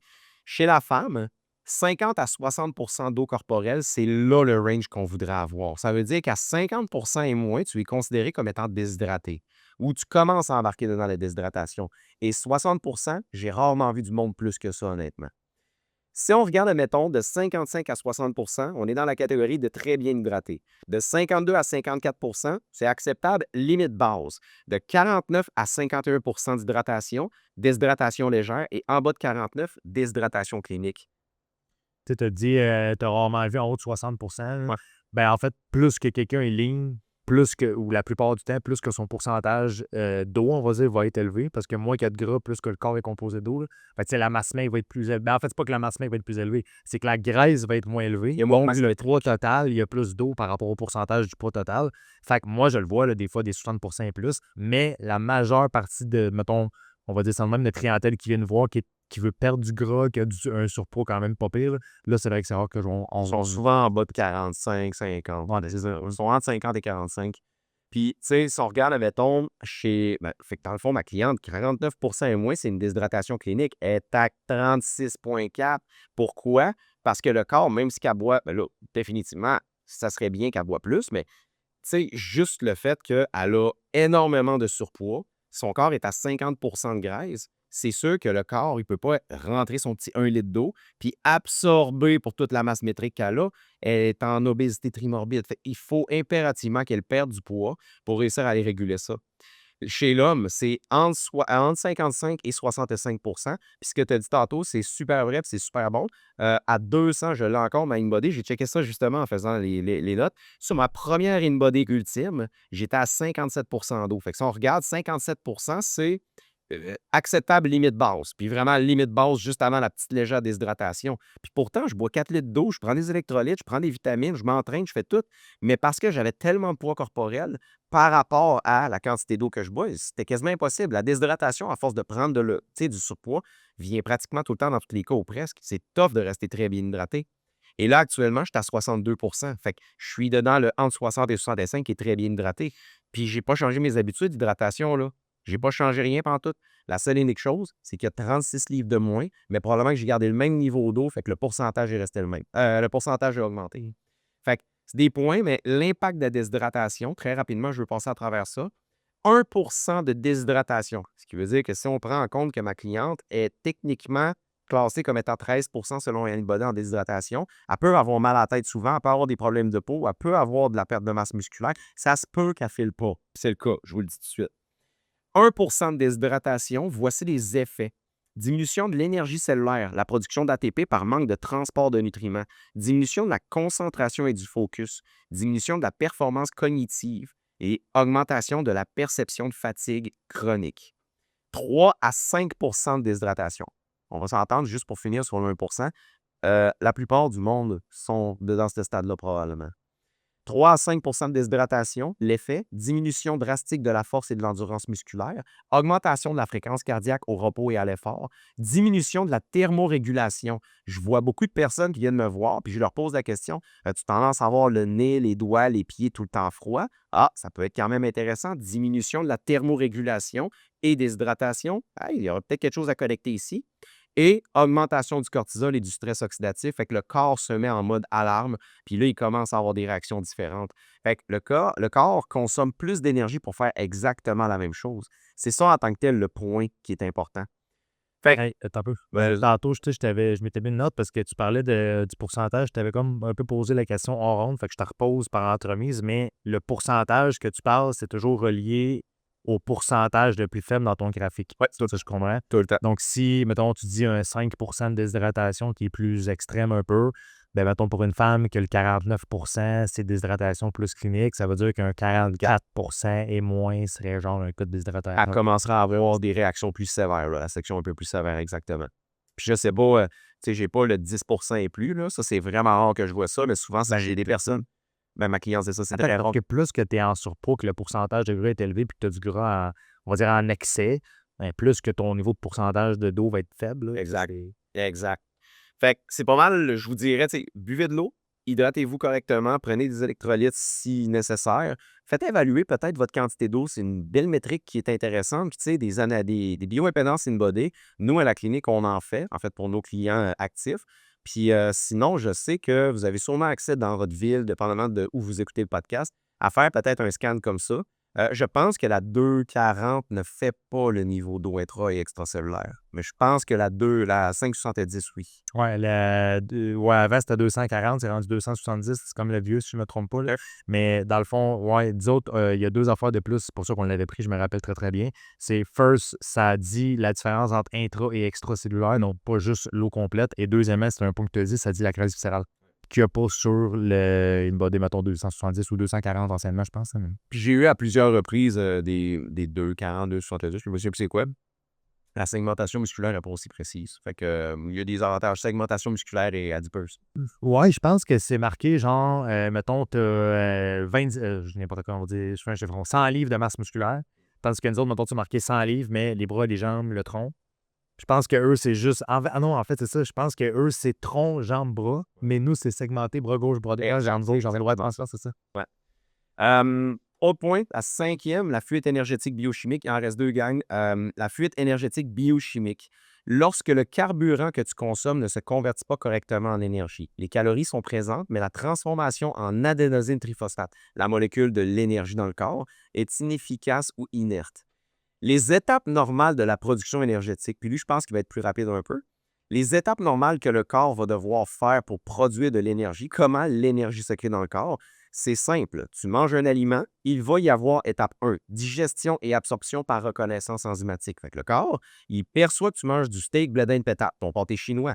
Il va aller connecter des enzymes et là, il va comprendre comment bien l'absorber. Il va prendre les molécules énergétiques, les glucides, protéines, lipides, puis il va les rentrer dans le sang, tout simplement. Il va commencer à les assimiler sous forme d'énergie. Ensuite, l'entrée du glucose et les acides gras vont rentrer dans la cellule. Ils vont faire le fonctionnement des mitochondries par le cycle de Krebs. Je prends une minute de ton temps pour te parler de quelque chose qui nous tient vraiment à cœur. On a créé un programme, Samuel et moi, en ligne qu'on a développé à partir de tout ce qu'on partage dans ce podcast-là. La méthode Phoenix, c'est la même méthodologie qu'on utilise chaque semaine en clinique avec nos clients. On l'a structurée pour qu'elle soit accessible en ligne, à ton rythme et peu importe ton point de départ. Elle est conçue pour t'aider à perdre du poids, à le maintenir, retrouver ton énergie et stabiliser tes résultats. C'est une approche qu'on a testée à plusieurs reprises avec nos clients. Aussi, pour ceux qui veulent accompagner leur processus avec des suppléments de haute qualité, on travaille avec la compagnie québécoise ATP Lab. Leurs produits sont testés et fabriqués selon des standards très élevés et chaque lot est contrôlé avant d'arriver sur le marché. Tous les liens pour te procurer la méthode Phoenix, la formation sur la perte de poids durable et les suppléments ATP Lab sont dans la description du podcast. Merci beaucoup de ton écoute. On revient à l'épisode. Fait qu'en tant que tel, ces 5 étapes-là, lorsqu'il y a une fuite biochimique, il y a une perte d'efficacité qui va se passer dans une de ces 5 étapes-là. Fait que les 4 grandes causes des fuites biochimiques, le premier, une personne qui va avoir une résistance à l'insuline, c'est elle la plus fréquente. C'est ça la raison première, généralement, du pourquoi les personnes vont avoir de la difficulté. Ils mangent des calories, mais le corps en tant que tel n'utilise pas bien ces calories-là. La résistance à l'insuline, c'est en fait le sucre, le glucose est dans le sang, mais il y a de la difficulté à rentrer à l'intérieur des cellules. Fait que la cellule manque d'énergie, ça va créer une fatigue cellulaire et le sang est plein du carburant, donc il va y avoir la glycémie en tant que telle qui va s'élever. Fait qu'on vient à créer un peu plus de stockage lorsque l'insuline est élevée, qu'il y a pas l'insuline qui est élevée, lorsque y a beaucoup de glucose sanguin élevé. Le deuxième, c'est les dysfonctions mitochondriales. La mitochondrie, c'est ce qui crée l'énergie en tant que telle. Fait que les mitochondries, ils sont lentes, inflammées ou sous-alimentées. Ils sont très sensibles à l'inflammation cellulaire, ça. La production d'ATP vient à chuter. La toxicité cellulaire vient à monter et à être trop haute. Et le corps compense en ralentissant le métabolisme pour se protéger. L'inflammation chronique est la troisième cause. Les cytokines inflammatoires vont perturber la production des enzymes énergétiques. Il va y avoir une augmentation du stress oxydatif qui est littéralement le stress soumis à une cellule et la cellule ne peut pas faire son sain et bon fonctionnement, la bonne lecture du code ADN, le nettoyage de cette cellule et tout. Et il y a un risque accru d'apoptose cellulaire, donc de suicide cellulaire, lorsque la cellule est trop sous tension. Fait que le corps, en tant que tel, gaspille l'énergie à essayer de gérer toutes ces grosses cascades inflammatoires-là. Fait que de comprendre en tant que tel que ça, c'est plus complexe un peu que de perdre du poids, mais les fuites énergétiques biochimiques, généralement, résistance à l'insuline, c'est causé généralement par une très mauvaise gestion des glucides, du glucose, généralement, de vos choix alimentaires, manque d'activité physique. Ouais, c'est ça, OK. Et tu vas avoir le surpoids très pondéré avec la graisse viscérale. Fait que c'est majoritairement ça. Il y a l'aspect génétique aussi à travers ça. 2, les dysfonctions mitochondriales. Lorsque vous êtes dans une toxicité, vous fumez la cigarette, vous prenez la médication en quantité phénoménale sans jamais détoxifier l'organisme, vous êtes en déshydratation. Il y a toutes sortes de facteurs qui font en sorte que la mitochondrie ne peut pas bien convertir et utiliser l'énergie. Et l'inflammation chronique, généralement, va être vraiment les grandes causes du pourquoi les personnes vont subir des fuites énergétiques biochimiques. Grosse partie de la résistance à l'insuline que tu n'as pas nommé, le sommeil. Le sommeil, justement, avoir la résistance à l'insuline, ouais. Tu sais, c'est automatique, là. Tu dors vraiment, vraiment pas bien pendant quelques nuits, puis tu as une résistance à l'insuline qui se développe. Pourtant, tu n'as rien changé dans ton alimentation. Le manque de sommeil cause une résistance à l'insuline. Puis tu as dit plusieurs nuits, mais probablement que dès l'instant que tu fais une très mauvaise nuit, le lendemain, tu t'en vas manger un gros repas glycémique, probablement que tu l'absorbes vraiment moins bien ou que le corps a plus de difficulté à bien le gérer en tant que tel. Point numéro 6, c'est le dernier, les fuites énergétiques neurocognitives. Puis ceux-là, moi, je les trouve super intéressants parce que j'ai été impacté par ça. Veux pas, notre vie, comme vous pouvez voir, on est devant un micro, puis on fait beaucoup de réseaux sociaux, on est régulièrement devant une caméra, on doit se tenir au courant de l'algorithme, les publicités, puis des fois, on passe 8 heures devant un ordinateur à faire du code, à travailler sur le site, à créer des produits, des choses de même, à faire des protocoles. Fait que je m'en rends compte que moi, le neurocognitif m'affecte et tu sais, Sam, la semaine dernière, littéralement, on travaillait sur la méthode Phoenix, puis j'arrive à la fin de la journée, écoute, ça fait 8 heures, je suis dans mon bureau, j'ai une barre oblique d'en face. Je m'en viens à ton bureau, je te regarde, j'ai les petits yeux bien fermés, puis je te dis, c'est rare, je vais te dire ça, mais j'ai mal à la tête. T'en souviens? J'ai mal à la tête, je m'en vais chez nous, je suis claqué raide. Ben, ça, en tant que tel, c'est des grosses fuites énergétiques neurocognitives. Mais Écran, là, beaucoup. Là. exact. Mais je l'avais fait pendant 8 heures de temps. C'était mérité, là, honnêtement. Là. Mais il y a du monde qui vont vivre cette fatigue nerveuse et chronique-là constante, même le matin quand ils se réveillent et qui n'ont pas besoin de passer 8 heures devant un ordi. Qu'est-ce que la fuite énergétique neurocognitive? C'est lorsque le cerveau brûle l'énergie qu'il a inutilement. Et on a des réserves maximales énergétiques dans le cerveau avant de devoir les recharger. Fait que, vas-y. OK. Je m'étais pris une note. Tu sais, justement, je t'avais un peu, tantôt, avant le podcast, je t'avais parlé de ça. Là. Je t'avais dit, moi, j'ai un peu changé ma façon de faire là-dessus. Avant, quand, mettons, voilà, un an ou deux, on en fait plus que ça. Quand je me réveillais, première affaire que je faisais, je suis tout le temps sur mode avion, mode silence. Là. Quand je dors, là, pas de notification, fuck all, pas de d'onde. Fait que je me réveille, j'enlève mode avion, mode silence, et là, il y a des notifications qui vont rentrer. Puis là, courriel, toi qui m'écris, telle personne d'affaires, client, cliente, peu importe, j'ai plein d'affaires. Là, je check mes notifications, je suis dans ma chambre, la lumière, il fait noir, les rideaux sont fermés, il fait noir. Fait que là, j'ai, tu sais, 30 secondes avant, j'étais dans le noir complètement, puis là, j'ai de la lumière bleue, man, activée non-stop dans ma face. Fait que là, je regarde mes notifications, peut-être 5-10 minutes, je sors du lit, je me lève, je suis brûlé raide. Genre, je suis brûlé, on dirait que mon cerveau, mes yeux n'étaient pas prêts à regarder autant de lumière, puis j'étais pas prêt à ça. Versus aujourd'hui, ce que je fais, c'est que j'arrête mon alarme, je me lève, je fais mes affaires, je prépare mon déjeuner, puis pendant que je suis après déjeuner, là, souvent, je suis sur mon portable, des affaires dans la main, et là, je vais regarder mes notifications, et honnêtement, c'est les mêmes notifications, là, ça change rien, je n'en ai pas plus ou moins, mais je suis vraiment brûlé. À cause qu'on dirait que je pars une journée la journée de la bonne façon. Et imagine, tu pars pas ta journée avec un grand verre de jus d'orange, une top, Candy Crush pendant 1 heure, puis après ça, tu commences à te traîner dehors du lit. Là. Toi. Imagine comment tu te fait, tu filerais pas. Ça. C'est fou, mais ouais, c'est ça. Écoute, moi, je l'ai cité, je pense, à toutes les saisons, mais la fois où ma cliente, c'était un client, la fois où mon client me dit qu'il mangeait des Pop-Tarts licorne pour déjeuner, là, moi, ça m'a marqué. J'étais comme, oh, genre, j'étais sous le choc, j'étais comme, t'es là. T'es dans ce stade-là, là. Excuse-moi, c'est pas du jugement, mais ça en a un peu, mais t'es là, là. Ouais, c'est fou. Hein. Fait que, OK. Ben, les fuites énergétiques neurocognitives. Le cerveau brûle l'énergie inutilement. Majoritairement, c'est les écrans bleus, les réseaux sociaux. C'est des choses que, mettons qu'on retombe dans l'état paléolithique, ça n'existait pas tant. Mais là, à cette heure, il y en a beaucoup. Chaque notification, chaque fois que tu as des demandes, tous les stresseurs autour de toi, ça fait un gros rôle. Une fuite énergétique neurocognitive survient lorsque le cerveau consomme une grande quantité d'énergie sans produire de valeur fonctionnelle. L'apprentissage, le repos, la récupération, l'adaptation à un écosystème, à un environnement ou quoi que ce soit, le cerveau est fait pour utiliser son énergie pour ça. Fait que je te donne un exemple. Tu es dans la nature, tu es seul avec toi-même, tu dois réussir à survivre, tu dois chasser, tu dois te faire un lit, puis tu es vraiment laissé à toi-même. Le cerveau va réfléchir et ses réserves énergétiques servent à réussir à s'adapter à l'écosystème. Tu arrives, puis tu es exactement dans cette situation-là, tu n'as aucune idée de comment faire un bateau. Fait que tu essaies de commencer à te créer avec du bois que tu as trouvé, puis avec un peu de corde, des choses dans un peu un bateau. Le cerveau crée ses connexions, il utilise son énergie pour ça. Là, le cerveau l'utilise pour quoi?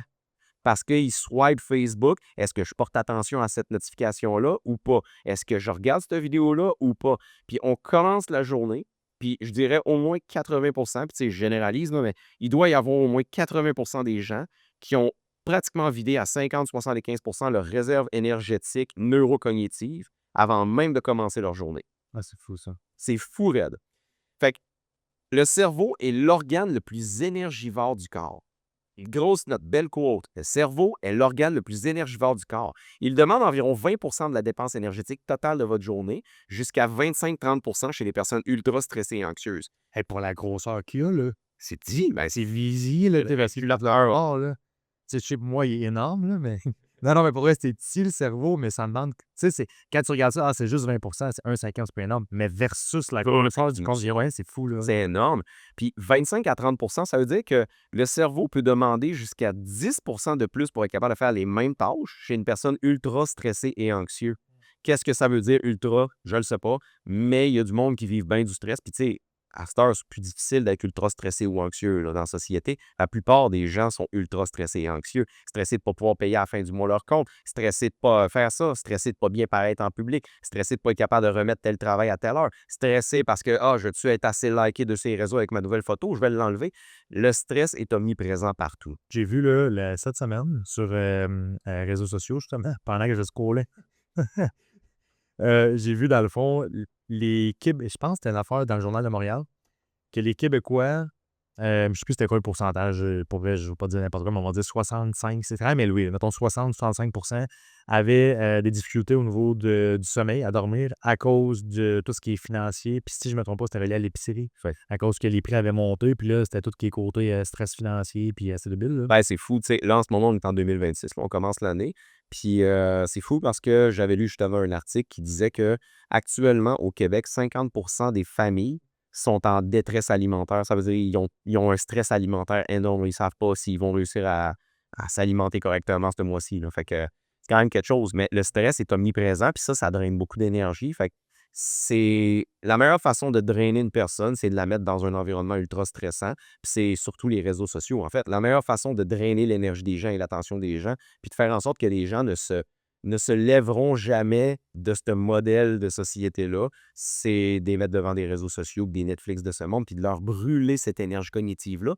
Parce que moi, une journée où je commence ma journée et que je swipe Facebook pendant 2 heures, puis qu'après ça, je m'en viens créer, coder sur le site, faire des tâches dans le business pour développer l'entreprise, pas encore de chance que je sois productif. Au contraire, à chaque 30 minutes, là, dès qu'il y a une notification, je vais avoir le plaisir de prendre mon téléphone et de commencer à swiper. Jamais je vais être capable d'accomplir quoi que ce soit. Versus, si je ne touche pas à mon téléphone zéro de la journée, je tombe dans une bulle intense. Puis tu me connais, moi, je suis un hyper focus.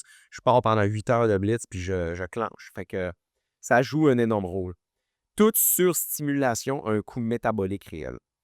Il y a une étude ici, en fait, il y a comme 4 études. Vas-y, vas-y. Juste avant que tu popes l'étude, là. Tu sais, tu dis toute stimulation, un coût métabolique réel. Ouais. Je m'étais mis en note à être, mettons, conduire, là. Puis souvent, je donne cet exemple-là. Mettons, tu t'en vas, je sais pas, à Montréal. Tu t'en vas à Montréal, tu es dans le trafic, là. Puis là, ça prend 2 heures et demie de Trois-Rivières à Montréal parce que là, c'est du trafic. Puis là, tu arrives et t'es brûlé. T'es brûlé parce que ça te fait chier qu'il y a du trafic first, mais t'es aussi brûlé parce que t'es avance, recule, recule, avance, break, avance, break, avance, break. Puis là, t'es dans une tempête. Là, t'arrives chez vous, t'es brûlé head. T'es assis dans ton char pendant 2 heures et demie, même avec du chauffage, une air climatisée si jamais c'est l'été, un banc, tu sais, pas un banc, mais un cruise control, puis genre de la musique, là. Mais t'es plus brûlé que si t'en vas te faire un training puis tu t'en vas prendre une marche dehors. Ouais. Fait que tu sais, c'est une stimulation de toujours regarder qu'est-ce qui se passe s'il n'y a pas des accidents de trafic. C'est le stress, là. C'est le C'est un stress. exemple. Fait qu'au final, tu Mais dois. le stress, mais aussi le fait qu'il faut tout, tu regardes tout le temps, ouais, la vigilance. Exact. L'étude en tant que telle, moi, puis la lecture des études, Kochlev et Al, en 2016, The Attentional Cost of Receiving a Cell Phone Notification Journal, ils ont, dans le fond, démontré que la simple réception d'une notification, un son, une vibration ou une bannière, même sans consulter le téléphone ou la montre intelligente, provoque une baisse immédiate de la performance cognitive et de l'attention de 15 allant jusqu'à 30 en mobilisant automatiquement les ressources attentionnelles du cerveau. C'est malade parce que, tu sais, C'est débile, ça. ben, moi, honnêtement, je me gêne même plus parce que dès l'instant que je suis en rencontre clinique avec une personne, on a pour 2 heures et demie à se rencontrer, puis c'est vraiment important qu'est-ce qu'on se dit. Puis un moment donné, on est en plein dans le vif du sujet, puis la personne est dans l'émotion, là. Elle est comme, OK, je suis dans mon pourquoi, je veux vraiment perdre du poids pour de bon, là. Puis là, téléphone sonne, ou bien, hop, la montre sonne. Il fait juste regarder sa montre, il vient de partir complètement de la zone, puis il vient de décrocher complètement. Un exemple parfait de ça, là, ça m'avait vraiment marqué. Puis j'ai pas été fâché, mais j'y ai fait savoir. On est allé au Kinipi. Écoute, après le temps des fêtes, moi et ma blonde, on s'était dit, on s'en va au Kinipi. Ça va bien finir les vacances du temps des fêtes. Puis à la règle de ce temps-ci, il dort un peu moins bien. Fait que ça va nous faire du bien dans une détente. Écoute, on se place une méditation assistée. On est tous les deux connectés sur la même méditation. On fait de notre petite zone de repos. On est calme, relax, relax. On fait un 30 minutes où on est complètement dans une bulle, où on tombe en transe dans une autre section de notre cerveau. Puis là, la première affaire qu'elle fait, dès l'instant que ça sort, dès l'instant qu'on sort de là, prend son téléphone, juste la petite bannière en haut, c'est une affaire stressante au niveau de sa job, vient complètement changer toute sa base énergétique. Le cerveau était rendu plus du tout focus à se relaxer. Il est tout de suite passé en mode stress et toute l'équipe. Puis le reste après ça, ça a été du stress quand moi, j'étais encore dans ma petite zone de détente. C'est capotant quand même, mais les études le démontrent. Ça nous affecte énormément au niveau neurocognitif, puis ça nous draine notre énergie. Énormément. Fait que c'est des perturbateurs énergétiques. D'autres études de 2012 à 2025, fait 4 études subséquentes, les recherches ont montré que l'usage excessif des réseaux sociaux, particulièrement le scroll prolongé et l'exposition à une surcharge d'informations, c'est ce qu'on appelle la fatigue des médias sociaux. Cette fatigue est une forme d'épuisement mental réel lié à la surcharge cognitive, à la charge d'attention et à l'effort constant de traitement d'informations. À long terme, ce phénomène est associé à une capacité diminuée d'attention, à une fatigue nerveuse accrue, à plus de stress mental overall et à une baisse des fonctions cognitives. Fait on est fatigué cognitivement, puis on le dit là, à long terme. Ça veut dire que si, exemple, tu écoutes le podcast et que tu as tendance, tu peux aller le voir dans tes paramètres de ton téléphone, que tu as tendance à écouter ou swiper ou utiliser ton téléphone et les réseaux sociaux plus que 2 heures par jour, fais ça pendant peut-être 3, 4 mois, ce qui doit être plus 2, 3 ans. Et c'est une des raisons, ou ça va être une des raisons du pourquoi tu vas avoir une fatigue nerveuse accrue et une baisse de fonction cognitive, difficulté à te concentrer, à rester focus, à vouloir apprendre, à mémoriser toute l'équipe. Ça part par là, la fatigue. Fait que, t'avais-tu des points à rajouter là-dessus? Plus une affaire drôle. Moi, tu sais que t'as pas un iPhone, là, je sais pas s'il y a ça sur ton cell, sûrement. Il donne un temps hebdomadaire d'école, peut-être ça. Je pense que c'est une On notification laisse que tu reçois, là, genre. Puis moi, à chaque fois, à chaque semaine, c'est fucking élevé. Mais c'est parce que mon cell, j'ai enlevé l'affaire que si je le swipe, mettons, je check mes notes, je le swipe, ben ça va pas se recloser tout seul. Fait que mettons, pendant que je m'entraîne, là, je m'entraîne des fois 2 heures, là, ben moi, je mets ça sur mes notes, sur mon chrono, fait que mon chrono qui roule, mon cell est toujours ouvert. Fait que mon cell, là, sur 24 heures, là, enlève-en 8 de sommeil, puis mettons 4-5 pendant que j'étais avec des clients, puis 3. Mais il y en a peut-être un 10 heures qui est ouvert. Là. Mais réellement, je ne check pas 10 heures mon cellulaire, mais c'est intéressant à voir. Utiliser le téléphone intelligemment, littéralement, tu as plus de connaissances et tu as plus accès à Pour l'information que... accès à ça, regardez-le. Tu sais, si vous êtes tout le temps en train de checker votre cellulaire versus si moi, je sais qu'il est tout le temps ouvert, mais si vous avez cette notification, regardez-le. Je pense que c'est les réseaux sociaux, je pense qu'il faut minimiser, mais Surtout, tu sais, l'utilisation du téléphone en soi, c'est rendu un outil de travail pour tout le monde, c'est un outil de communication internationale. Fait que je pense que comme tu le fais, c'est pas problématique. C'est vraiment le réseau social swipe. Si tu passais, mettons, on va dire 5 heures par jour sur ton 16 heures que tu es debout sur les réseaux sociaux, pose-toi pas de questions pourquoi tu es brûlé ben raide, tu as de la misère à te concentrer. Fait que, tu sais, en résumé, on a vu les 6 bloqueurs, les 6 fuites énergétiques. Fait que c'est juste de comprendre que l'énergie, comme j'ai cité au début du podcast, c'est pas juste de consommer un, comme je l'ai dit tantôt, un finissant avec le sur. C'est pas ça qui va donner de l'énergie, c'est pas en prenant une boisson énergisante, c'est pas. C'est un tout. Puis l'humain est complexe, mais les 6 perturbateurs ou fuites énergétiques invisibles, je les répète, fuite énergétique calorique, mangez assez par rapport à votre métabolisme, fuite énergétique mécanique, perdez le surplus de poids que vous avez et faites en sorte d'avoir une belle masse musculaire. Les fuites énergétiques cardio-métaboliques, gras viscéral est égal à très mauvaise qualité de vie. Vous allez moins aimer ça tout au long de votre processus de vieillissement. Fuite énergétique hydrique, ce n'est pas parce que tu bois de l'eau que tu l'absorbes réellement et que le transport des nutriments se fait bien. Fuite énergétique biochimique, faites en sorte d'avoir les cellules en bonne santé et d'éviter justement toutes ces grandes cascades de malabsorption-là. Et la dernière, fuite énergétique neurocognitive, lâchez ou diminuez votre exposition aux réseaux sociaux. Si vous êtes capable de mettre ça en application, grande première étape, perdez du poids, mais si vous êtes capable de mettre ça en application, les 6 fuites énergétiques, je pense que vous venez de regagner votre potentiel humain, d'avoir beaucoup d'énergie et d'accomplir beaucoup de choses dans votre vie. ouais, Faites-tu un résumé? ouais, absolument. Super. Fait que je pense qu'on va closer ça ici. Ça doit déjà faire une bonne heure et quart, 1 heure et demie. Fait que merci énormément d'avoir écouté le podcast d'aujourd'hui. Soyez présents avec nous autres pour les prochains épisodes de l'univers de la santé. On va vous faire des podcasts extrêmement intéressants sur plein de sujets de la santé. N'hésitez pas à liker, à partager et à en parler à vos amis. C'est notre paye.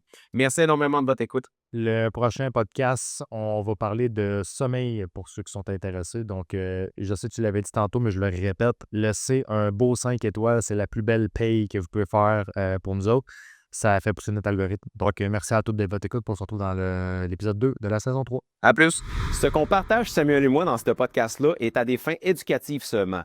Nous ne sommes pas médecins, pas diététistes, pas psychologues et nos propos ne constituent pas des recommandations médicales ou des diagnostics ou des traitements personnalisés. Chaque personne est différente. Si tu as une condition médicale, des symptômes particuliers ou si tu prends de la médication, on t'invite à consulter ton professionnel de la santé et à ne jamais modifier ta médication sans l'avis médical. Merci d'écouter le podcast et de prendre soin de ta santé de façon responsable.